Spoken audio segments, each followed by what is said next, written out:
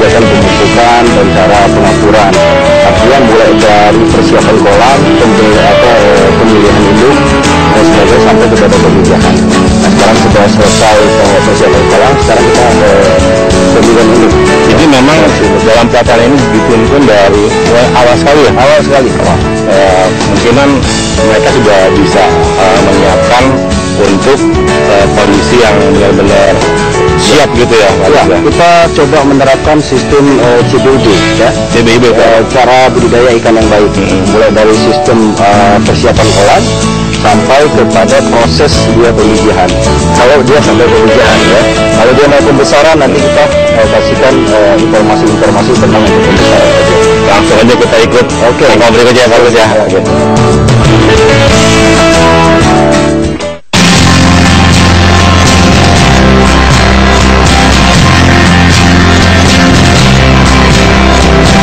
Setelah mendapatkan teori, para pelatih mengajak peserta terjun ke lapangan.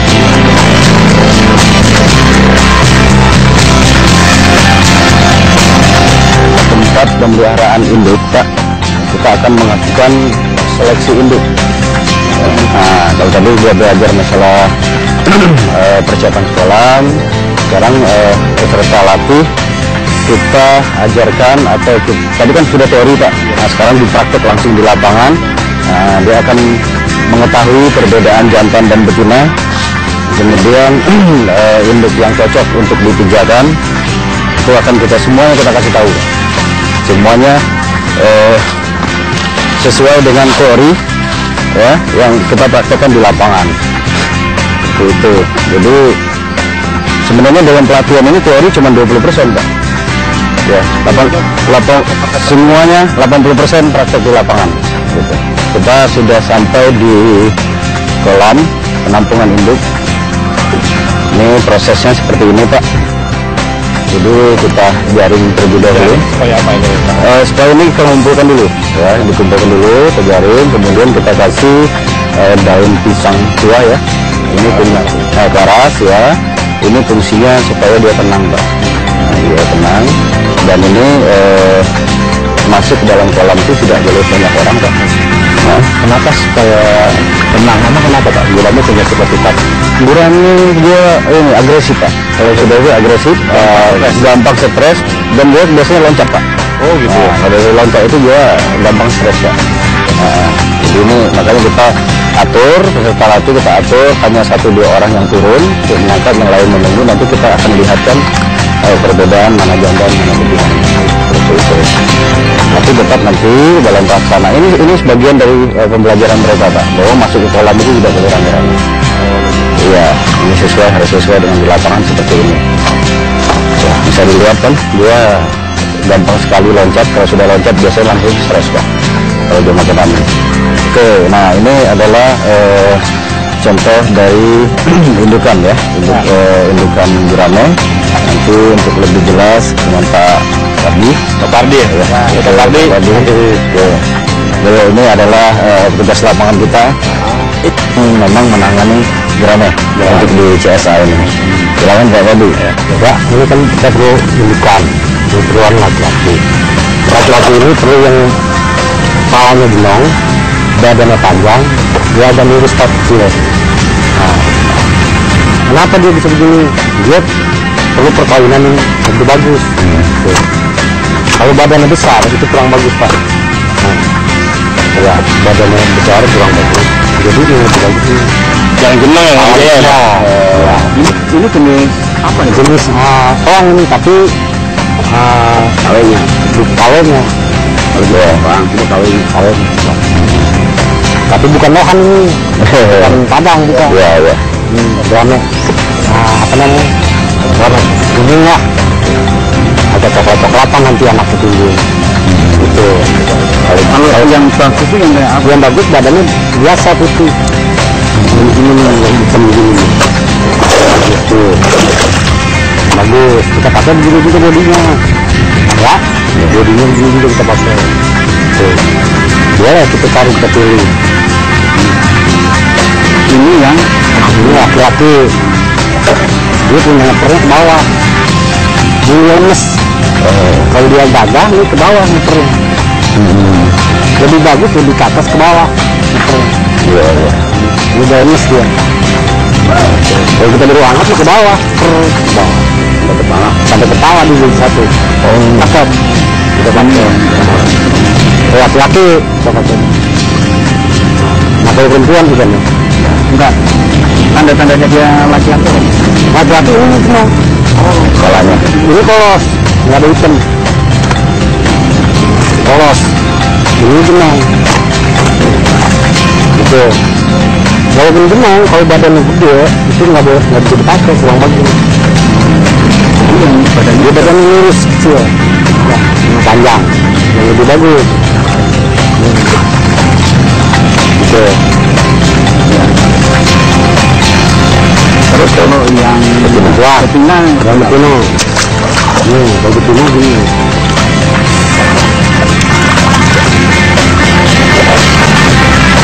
Cara megangnya juga ini ya Pak ya? Cara megangnya kita dibalik ya. Ini yang betina ini lebih bagus hitam. Ya, ini coraknya agak aneh nih, kembang-kembang. Ya, betina lebih ramai lebih bagus. Lebih bagus. Nah, agak monyong sedikit, lebih bagus. Kan ini ada 3 jenis. Ada 2 tapir, ada porcelain putih, ada porcelain merah. Nah itulah porcelain putih yang dipanggilnya soang. Dipanggilnya soang. Dulu porcelain, terus sekarang soang. Padahal porcelain putih memang lebih bagus, lebih cepat pembesaran anaknya. Itu porcelain putih. Tapi lebih bagus lagi blaster, lebih gede lagi, lebih gede. Tapi telurnya sedikit. Minimal 2.000-2.500 isinya. Betinanya tuh. Kalau untuk blaster, kalau sapir itu badannya agak biru-biruan, itu isinya bisa ke 12.000 sampai 15.000 sih. Dia punya badan agak bulat, ini rada, ini bagus kembang ini hitam kerang. Beginilah kolam pemijahan gurame. Setelah mendapatkan indukan yang diinginkan, biang-biang gurame dimasukkan ke dalam kolam pemijahan ini.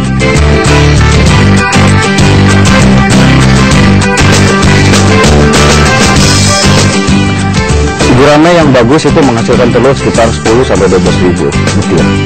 Tapi yang kurang bagus kalau kita tidak jeli memilihnya itu cuma 2.000-3.000 butir maksimal. Nah, di sini pembudidaya yang khusus untuk menghasilkan telur dia harus jeli di situ. Prosesnya gampang sekali sebenarnya. Ya, setelah kita induk yang bagus tadi kita dapatkan, kita harus menyiapkan tempat atau sarana dia untuk membuat meletakkan telurnya, ya kan?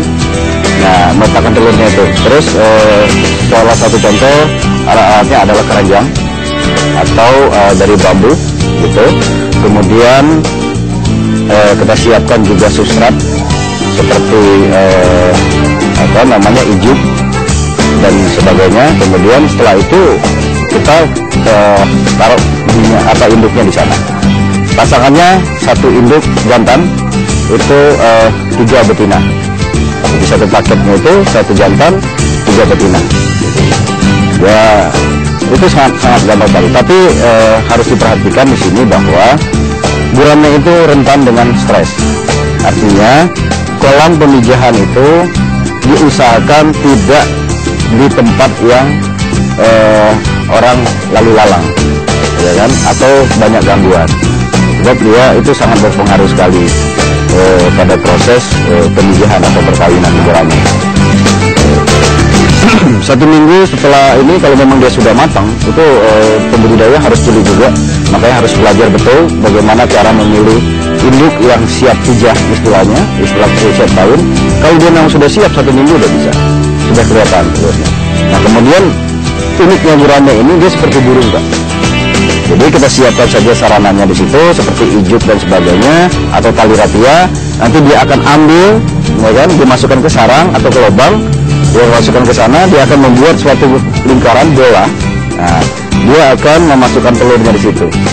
Setelah itu dia akan menutup kembali sarang tadi berbentuk bola. Nah itu yang kita ambil, Pak. Nah caranya itu tentu dengan cara untuk mengetahui bahwa telur sarang itu sudah ada telur atau belum, atau telur itu sudah matang atau belum, kita tinggal colok saja Pak, ditusuk gitu. Biasanya pakai galah, kasih semacam besi gitu, colok, nanti dia permukaan airnya akan keluar minyak. Nah, keluar minyak itu menandakan bahwa telur itu sudah matang, artinya sudah bagus. Kayak burung ya Pak. Belum ada isinya. Dalam nanti kalau udah ada, ini kan bolong nih. Kalau ada isi rapat tuh, rapat tutup ya. Oh. Itu nanti telurnya pada ngumpul situ. Di dalam ada telurnya. Nah, kalau masih bolong lah, kan tadi bolong tuh. Nah setelah isi ada di rapat. Baru kita masukin ke bak, ada airnya. Ya. Nah ini telur yang dari sarang Pak ya? Itu sarang. Yang biang paris. Cuma ini kalau biang baru 2 kali nelor ini, masih belajar, belum bagus. Ini umurnya baru 6 hari nih, 2 hari lagi bisa masuk kolam. Untuk larva, nah, 2 hari lagi masuk kolam. Ini makannya dia makan. Minimal 5 malam dia di kolam, baru kasih cacing. Ini kan 2 hari masuk kolam, dari kolam 5 malam baru masuk cacing sutra. Itu yang merah itu. Ini yang namanya ukuran telur larva dibangun. Tuh, rendah kan nyebur nih ke air nih, rendah nih. Ya, ini turunin tuh. Ini makanya ini membuat panjang memang sengaja saya turunin supaya nggak nyebur ke air. Oh, itu nanti kan masuk ke air nih. Oh, daun. Apa tujuannya daun? Ini ikan kalau kita tuang ada di bawah daun. Mau hujan mau panas ademang. Oh, jadi nggak ada pengaruh. Tujuannya jagain ikan. Panas hujan masuk nggak apa-apa. Selain dari daun ada lagi Pak? Ya udah ini aja yang bagus. Nah setelah 1 minggu minimal 10 hari ini kita buang daun, kita angkat. Biar bubar ikan makan ke sana. Kalau kita petar, nah ini dulu. Nah setelah kita intarin ini baru kita tuang di bawah ini. Dia ada di bawah daun. Ngapa kesumpah hujan malam nggak jadi masalah, ada daun. Kuat dia. Ngarang kepanasan nggak jadi masalah, ada daun, jadi adem. Setelah 10 hari ini kita ambil, tuh kita angkat. Tujuannya biar bubar, cari makanan, biar keliaran. Kalau gitu gini kita nggak ambil, nggak makan dia ada di sini terus. Kita buka. Nah, untuk menahan telur yang baru turun, menahan hujan karena dia belum.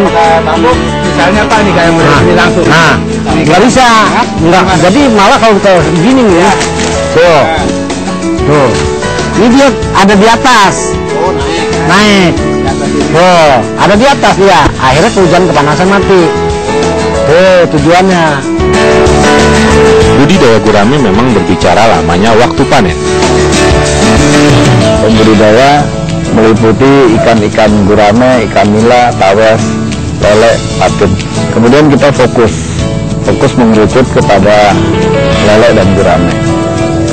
Nah, pelatihan yang tadi juga Bapak-Bapak saksikan itu adalah salah satu program dari KKP kepada P2M1 CFA yang berfungsi untuk menebar ilmu pengetahuan kepada kelompok-kelompok pembudidaya agar perkembangan perikanan, teknologi, genetik ikan, ketahanan ikan terhadap penyakit, terus nutrisi pakan itu terdistribusi kepada kelompok-kelompok baru, sehingga kelompok-kelompok baru itu bisa menularkan kepada pembudidaya lain.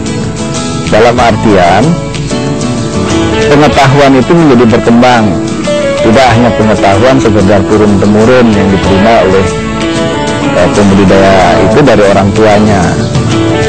Nah, tugas dari kami sebagai P2M1 itulah sebagai fungsi mendistribusikan pengetahuan kita yang kita peroleh dan bagaimana merangsang kelompok pembudidaya itu untuk mendapat profit lebih baik dengan mensiasati cuaca ekstrim, teknologi tepat gunanya lah, termasuk di situ nutrisi pakan, penyakit terhadap ikan, terus teknik air yang semakin tercemar. Itu yang kita beri kepada mereka. Termasuk salah satu yang paling penting adalah bisnis plan, perencanaan mereka, supaya si kelompok pembudidaya ini mengetahui berapa besar sih dari dia hasil budidaya itu perolehan keuntungan yang dia bisa peroleh dengan dia budidaya. Contoh pada gurame, apakah dia mainnya di segmentasi benih atau dia main di segmentasi pedaging. Sebab kalau diikuti dari awal sampai pedaging, waktu cukup panjang. Yang dikhawatirkan kebutuhan bulanan dia tidak tercukupi. Tapi kalau disiasati, misalnya dia telur sampai ukuran kuku jempol, atau dari kuku jempol sampai ukuran toko mil, atau dari itu sampai dengan pedaging.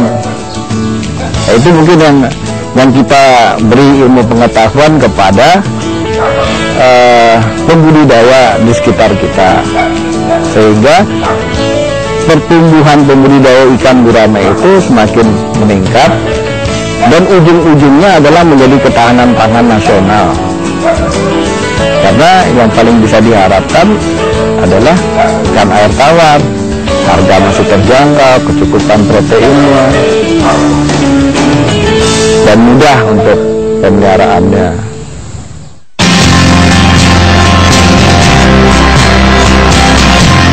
Pelatih-pelatih di sini cukup mumpuni di bidang ya.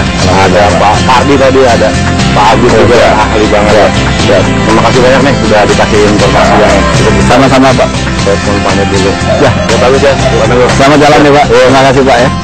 Ya, terima kasih Pak. Waalaikumsalam warahmatullahi wabarakatuh. Disinilah tantangan bisnis budidaya ikan asli Indonesia ini. Nah, pemirsa, cukup menjanjikan bukan? Semoga tayangan ini semakin menambah wawasan usaha Anda. Selamat berusaha dan sampai jumpa.